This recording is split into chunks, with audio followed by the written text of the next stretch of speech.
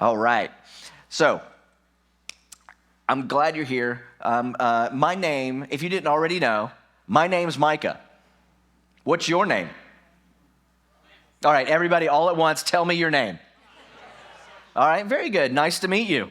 So glad that you're here. So there is, I've got a story that I wanted to share with you about our names. And the part about our names that is significant for us in what God is doing on the inside of us is that there is power in your name. Did you know that? There's power in your name. And we all love the sound of our own name. I know I do, right? And then when somebody forgets our name or even calls us the wrong name, we say it's okay, but really that kind of hurts, doesn't it? That hurts a little bit. Okay, I'm going to tell a story on myself, and you can't tell anybody, okay? About a month ago, I was asked to go and pray at a big fundraising gala for my friend Jeremy, who runs the Raleigh Dream Center. And they distribute all the meals that we finance. And by the way, that's this coming Friday. You should come and help us pack Thanksgiving meals. But anyway, Melissa and I were at this big gala to raise funds for all the cool stuff that they're doing with homelessness, addiction recovery. They even have a safe house for women escaping human trafficking. And so all that week, I had been working with my movie editor. His name is Jared. So I left working with Jared to go pray over this gala for my friend Jeremy. You see where this is going, right? So I stand up and I tell the whole room how honored I am to be part of this and how proud I am to be connected with Jared in the Raleigh Dream Center. I called Jeremy Jared, and I didn't even know that I did it. I just went right on until Melissa shouted out from a table, and thank God she did, because my face turned red. And look, I don't have any hair, so it wasn't just my face. My whole dome of my head turned red. I felt ashamed. I apologized to him. He was very gracious, but I was super, super embarrassed. And I was embarrassed because I know what we all know, is that a name is a powerful thing, right? Think about it. When somebody uses your name, we like it, right? Especially when someone that we admire remembers our name. We love it when somebody calls our name, even in a crowded room. You know, you'll turn your head. Why? Because it's your name. Your name is more than just a label. It's actually tied to your identity, to your history, to your relationships. Our names are deeply personal to us. And I believe that God put that in us because God's names are deeply personal to him as well. And I'm not talking about just saying God or Lord. I'm talking about his specific names that reveal his character, his nature, even his promises to us. And God's got a lot of names, each revealing a unique aspect of who he is. So that's why for the next few weeks, we are going to go on a journey to discover some of the names of God in a series that we are calling What's in a Name? Because when you know somebody's name, it changes your relationship with them. It takes the relationship deeper. It makes it more personal. And who wouldn't want a deeper, more personal relationship with the creator of the universe? So, our theme verse for this series is going to be Psalm 9:10 that says, "Those who know your name trust in you, for you, Lord, have never forsake those who seek you." Now, in other words, it's the people who know God's name, his identity, that will trust him. And that's what we all want, is to trust God more.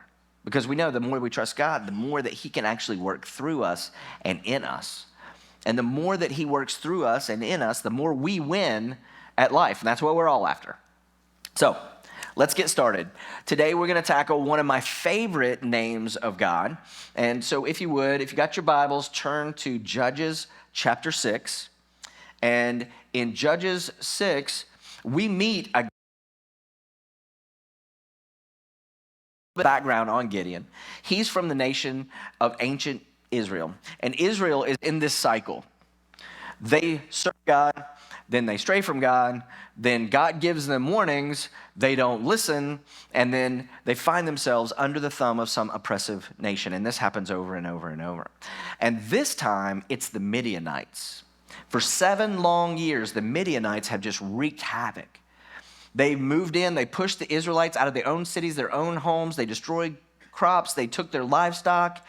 They're basically the schoolyard bullies of the ancient world of that time. And the Israelites are so terrified, they left their cities and they're hiding and living in caves. And then there's Gideon. So let's pick up the story in Judges 6:11. We find Gideon threshing wheat in a wine press to keep it from the Midianites. Now let's pause for just a second. Processing wheat in a wine press, that's not where you're supposed to thresh wheat. That's like cooking dinner in the bathroom. It's just not do it, right? And so why is he doing that? Because he's hiding, he's scared. It says he's doing it to keep it from these Midianites. And then the angel of the Lord shows up and appears to Gideon. Now, I want to point out a few things here that will kind of help us later on. First of all, whenever you see the angel of the Lord in the Old Testament, in the first part of the Bible, to Jesus before he was born as a baby. It's the only angel that would allow people to worship him. And so Jesus appears as a man, the angel of the Lord, but as a man. Gideon doesn't recognize him as a divine being. And so Gideon then says, hey, so this angel shows up, and the angel says, the Lord is with you, mighty warrior. Now, let's get this. Gideon is hiding in a wine press, afraid, cowering, and this angel shows up, this guy shows up and says, hello, mighty warrior. Here's what's interesting, is it's interesting to me, and this is something that fascinates me, because God tends to do this all the time, is that God sees things in us that sometimes we have a hard time seeing. We'll get to that later. So this angel of the Lord calls him a mighty warrior.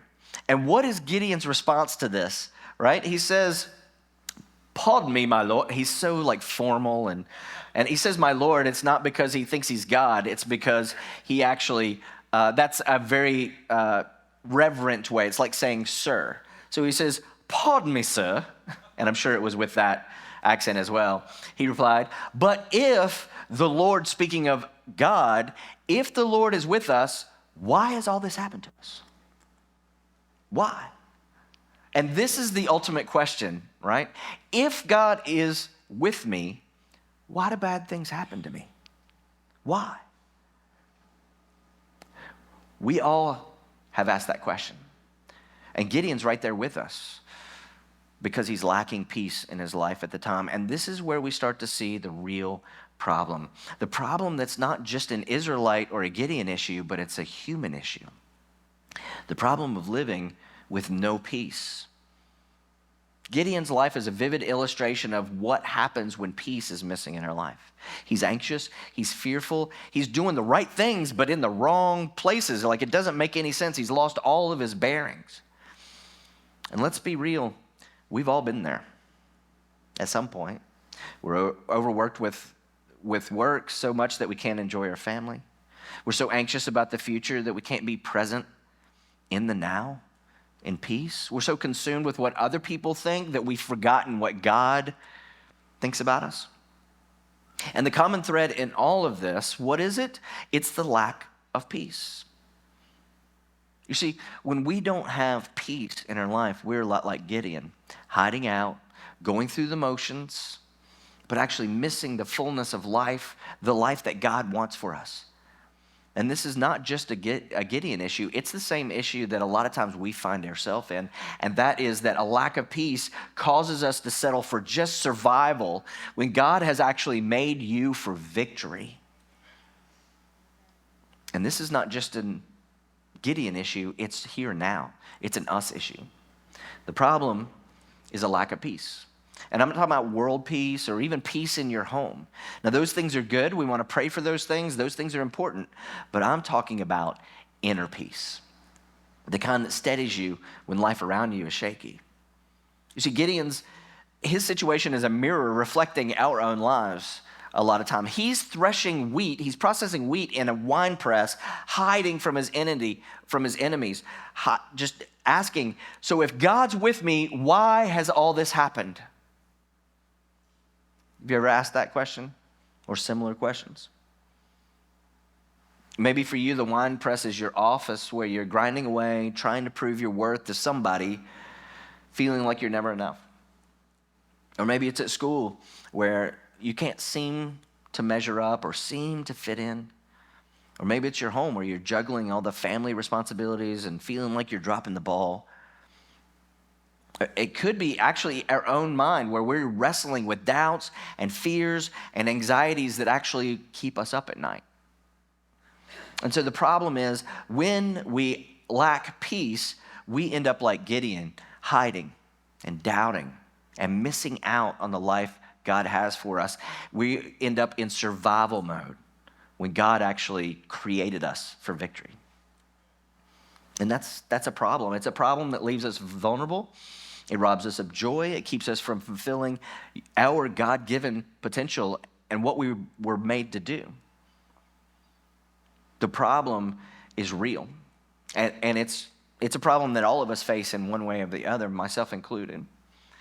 But the good news is that we're not the only people to grapple with this. The Bible offers us a solution, and that's what we're diving into next in this story.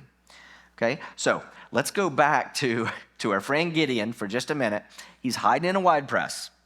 He's threshing wheat. He's scared out of his mind. And the angel shows up and calls him a mighty warrior.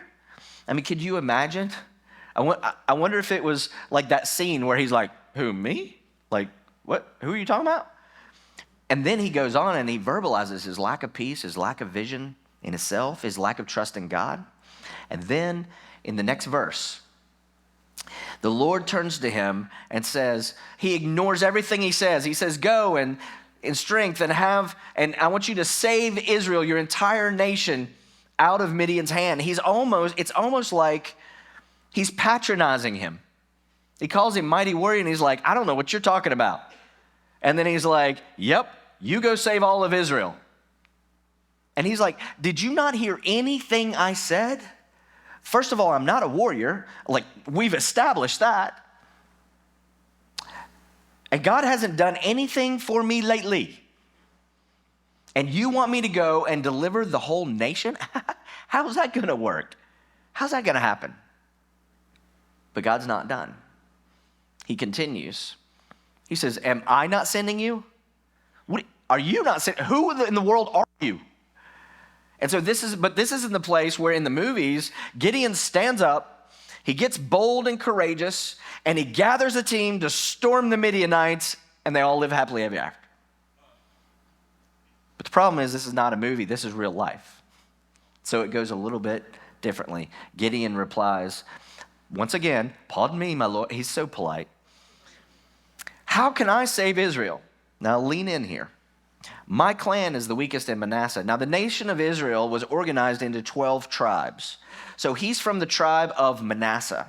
And he says, I'm not even from a strong tribe. And I'm from the weakest clan in my tribe. And I'm the least in my family. Translated to today, I just went to junior college. And I didn't make good grades. I dropped out. And I don't have any money. I'm barely middle class. I don't know anybody. Nobody has ever seen anything in me. I don't even have a girlfriend. I can't even understand TikTok. I could barely figure out Instagram, and now there's Threads, and like, what am I going to do? And then you come down here bothering me, telling me I'm a mighty warrior, and I'm supposed to save the whole nation? Are you on crack? And then the Lord answered, oh, then never mind. I must have the wrong guy. It doesn't actually say that, by the way. But listen, what's next is very, very important. If you zoned out, lean in for just a second. This is so important because what comes next is so amazing. Because as your pastor, I wish just for a moment, I wish that all of us, myself included, could just see ourselves like God sees us. I wish we could believe about ourselves what he believes about us. Could you imagine the peace? Much confidence, how we would walk different every day. Gideon, you're a warrior. No, I'm not. Yes, you are. No, I'm not. Yes, you are. No, I'm not. It's like he's in middle school. So here's Gideon. No peace, afraid, hiding, and he's presented with this idea that's so far from how he sees himself. Because when he looks in the mirror, he doesn't see somebody that's strong, somebody brave enough to help anybody, much less a nation. He doesn't see himself as competent. He doesn't see himself as anything that anybody else would want to be. But on this day, in this place, with no peace, no stability, only anxiety and worry and dread, Gideon has a decision to make. Who's he going to believe? Himself or what God says about him? So that brings us to this question. Who do we believe we are? Who do you believe you are? Are you going to believe your own view of yourself? And let me warn you, most of us believe about ourselves is based upon what everybody else around us tells us about us, or what somebody said about you in your past. But what if they're wrong? What if you're wrong? What if how God views you is the correct view of you? What if you are a warrior? What if you are smart? What if you do have a great dad in you, a great mom in you? What if you are healed? What if you do have more than enough so you can bless other people? What if God sees you differently than you see yourself? And if it could be true, if it could be true that you are who God sees you to be, could it bring an amazing peace in your life? And this is the debate that Gideon is having with this angel of the Lord, with Jesus. Jesus is saying to him, if you could only see yourself how I see you. And the Lord then answered, but Gideon, I will be with you. So the question is, Gideon, dad, mom, the question is, young person, business owner, if you're single or single again, if you're an empty nester, the question for all of us is, can you believe that in the midst of everything that you're going through, all the things that are the opposite of peace, can you believe that he is with you? God's asking Gideon, can you believe that I'll be with you? In fact, can you believe that I've been with you the whole time?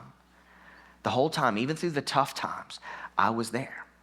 Even when the times when it seemed like I was absent, could you believe that I am there with you? So Gideon is now starting to get the idea that this might not be a normal guy. And so he asks him, he said, give me a sign that it's really you talking to me. It's like, really you? Really who? He's starting to suspect something is afoot here. Something is different about this guy. And so Gideon then, he tells him to stay there and he's going to go prepare an offering to see what happens. So Gideon goes, he prepares a meal as an offering. He brings it out. He presents it to the incarnate Jesus. And suddenly the rock fires up and consumes the meal. And just like that, Jesus vanishes. And it's this moment that hits Gideon that he has been talking with God himself. And he's awestruck and he's terrified so much that he starts to wail and scream that he's gonna die. It hadn't kicked in yet. And so he screams, and this voice comes back from wherever Jesus went and says, peace, don't be afraid. And then he says this, and I think he said it just like this, and you're not gonna die. I'm pretty sure that's how he said it. he's at this point, evidently, Gideon was able to believe about himself what God believed about him. Because he did, spoiler alert, he did free the people of Israel from the Midians. And then after this encounter, Gideon builds an altar to the Lord, and he calls it, watch this, he calls it, the Lord is peace, which in Hebrew is translated Jehovah-Shalom. Now let's pause and let that sink in. This is the name of God that means the Lord is peace. Gideon, in the middle of his fear, his uncertainty, his chaos, he declares that God is peace. Not just God gives peace, he himself is peace. You see, the solution is not to escape all your problems or to wait for everything to magically get better. The answer is to invite Jehovah-Shalom, the Lord of peace, into our mess. Because if you don't hear anything else from me today, I want you to remember this one thing. Here it is. True peace is not the absence of your problems. True peace is not the absence of problems. True peace is the presence of Jehovah-Shalom in your problems. Let that sink in for just a second. It's the presence of Jehovah-Shalom in the midst of all of our mess. Because we often think that peace is about everything in our life lining up just right. When everything goes well, I can have peace. There's no stress at work. There's no stress at home. There's no issues. There's no financial worries. But let's just be honest. How often does that actually happen? Almost never, right? And even if it does, that's temporary because more mess is on the way. Something always comes up. Jesus said you're going to have storms in life. And when that happens, does peace go out the window? True peace is not the absence of those things. It's not the absence of our problems. It's the presence of Jehovah-Shalom in the midst of our problems. And that, my friends, that's a game changer. Because when we grasp that, when we really get it, we'll stop running from our problems and we'll start running to the one that can give you peace right in the middle of your problems. Because what if peace isn't something we achieve, but what if it's somebody we know? What if it's not a destination, but a person that we journey with? What if it's not the absence of all the problems that plague you?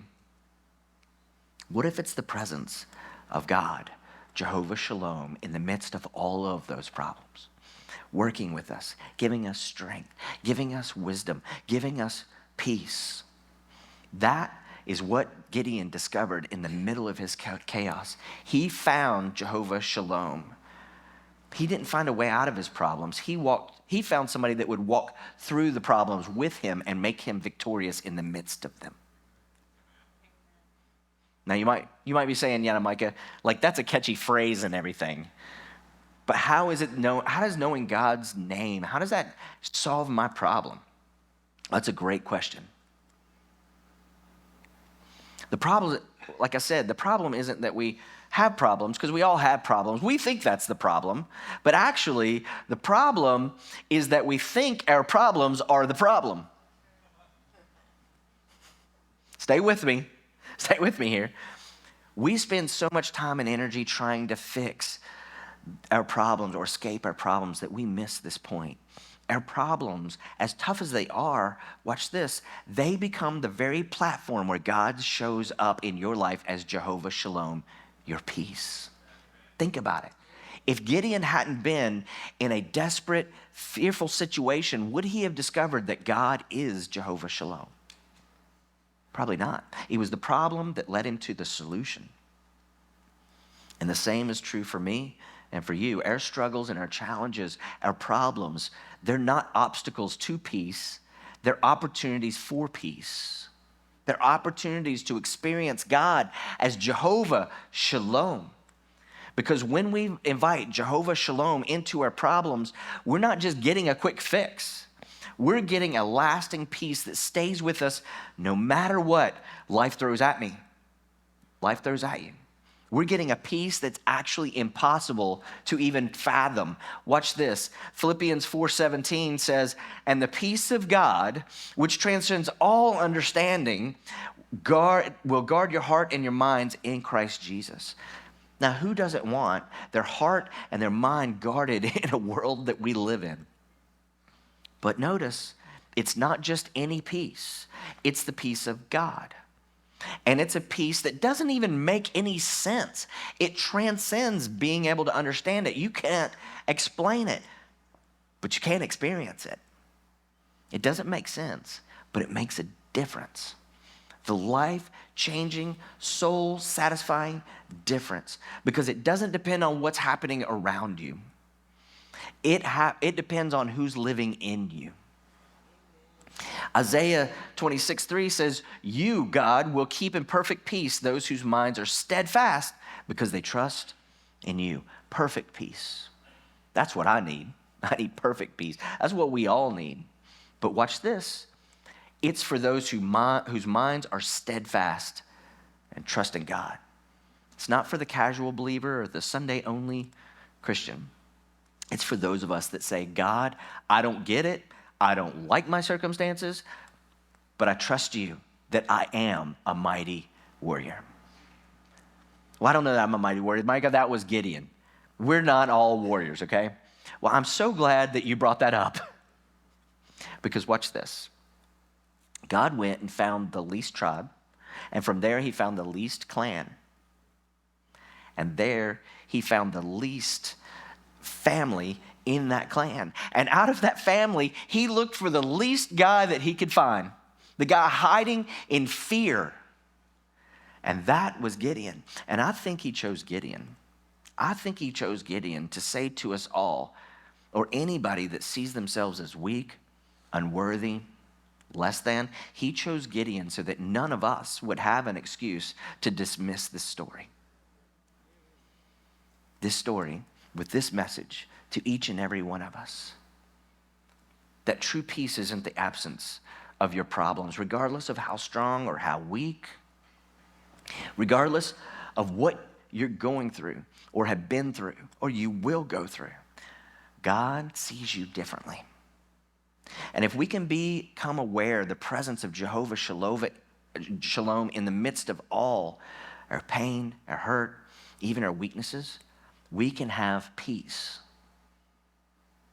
But how many times have we misunderstood and just thought, if I could just get that job, if my kids would just behave, if I could move to that neighborhood, then we'd all have peace.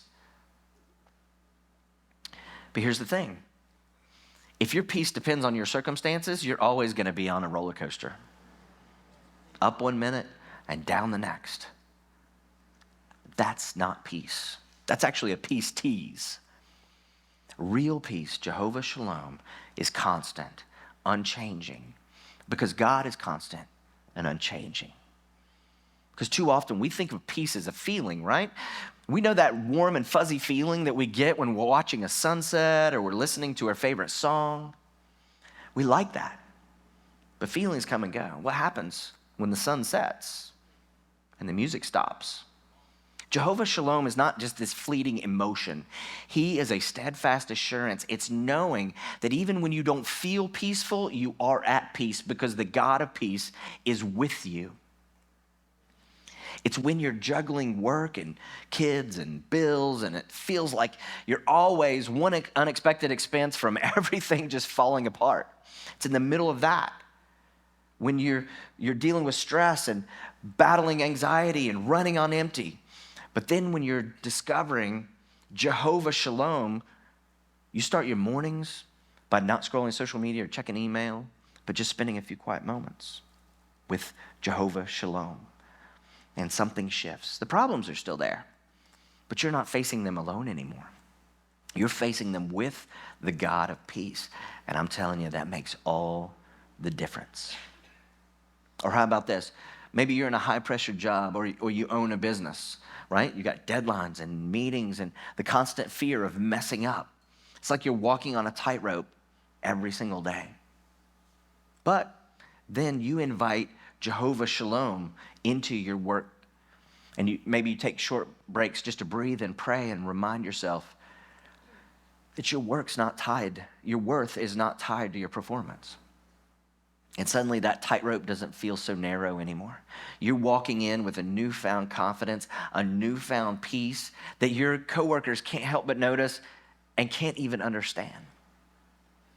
Or maybe you're dealing with a health issue, doctor visits, doctor bills, the uncertainty of what comes next. That could be overwhelming. But if you cling to Jehovah-Shalom, you fill your mind and your mouth with scriptures of healing and peace. You surround yourself with songs of peace. You lean on your meetup or your small group to pray the word over you, speak the word over you. And in the midst of the storm, you find an anchor that holds you steady to his promises and to his peace. And I'm not just talking about hypothetical things. These are stories that all of us have been through. Stories that maybe some of you are living right now. And they all point to one truth, that Jehovah-Shalom is not a concept. He's a reality. He's a reality that can transform our life no matter what we're going through. So, what are we going to do about it? Because all the knowledge in the world, if it doesn't lead to action, it doesn't do anything. So, it's one thing to know about Jehovah-Shalom, to nod your head and say, yeah, that's good preaching, that sounds good. But it's another thing entirely to actually invite him into your chaos, into your map, and let him transform it into peace. And so that is their challenge today, is how do we do that? How is it that we move from just hearing about peace to experiencing peace? We've got to stop letting our problems define us and start letting Jehovah-Shalom redefine you. All right, so we're about to get practical. We're about to get real. How? How do we practically apply this to our everyday life? Well, I've got a challenge for you, and it's as practical as it is powerful, and it's just for the next 7 days. Here's what I want all of us to try this week. Identify one specific area in your life where you're lacking peace. Just one. I know you probably got like 20, but just start out by identifying one area. It could be a relationship that's strained. It could be a project at work that's causing you stress. Or maybe it could be just a never-ending to-do list that keeps you up at night. But I want to give you, after I finish, I'm going to give you a minute to let the Holy Spirit speak to you. And once you have that area in mind, here's what we want to do with that. I want us to set aside just 5 minutes each day for the next week to invite Jehovah-Shalom into that situation. Like literally. I'm talking about literally find a quiet space, close your eyes, and just say, Jehovah-Shalom, I invite you into this area of my life. I surrender it to you. Fill it with your peace. I'm just talking about 5 minutes a day. Don't mistake the simplicity for the significance. Don't underestimate 5 minutes if it's consistent on a regular basis. Because here's what I believe. I think if you take this challenge seriously, you're going to experience a level of peace that you didn't even know was possible. It surpasses all understanding, and it won't just change your week. I think if you make it a habit, it would change your life. I mean, imagine it's next Sunday.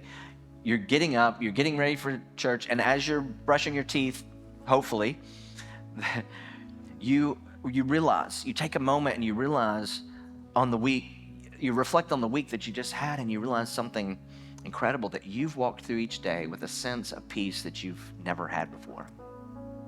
Imagine going to work and not being rattled by that difficult coworker or that looming deadline. Imagine coming home and being fully present with your family, not distracted by the stress and the worries that used to consume us.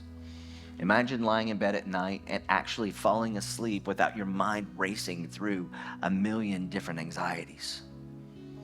How amazing would that be? And that's not just a pipe dream, I'm telling you. That is a possibility. That is the personal reward that's waiting for us on the other side of Jehovah-Shalom. He doesn't just want to give you peace. He wants to make you a person of peace, a person who carries an atmosphere of peace wherever they go. They become the source of peace for others as well. This is what he wants to do in us. And when we start to experience his peace in our own life and in our own heart, it changes everything. So if you're tired of the constant sense of being overwhelmed, the stress, the worry, take this challenge just for 1 week. Try it. Because the life that you've always wanted, the peace that you've always craved, it's there in Jehovah-Shalom. Will you stand with me?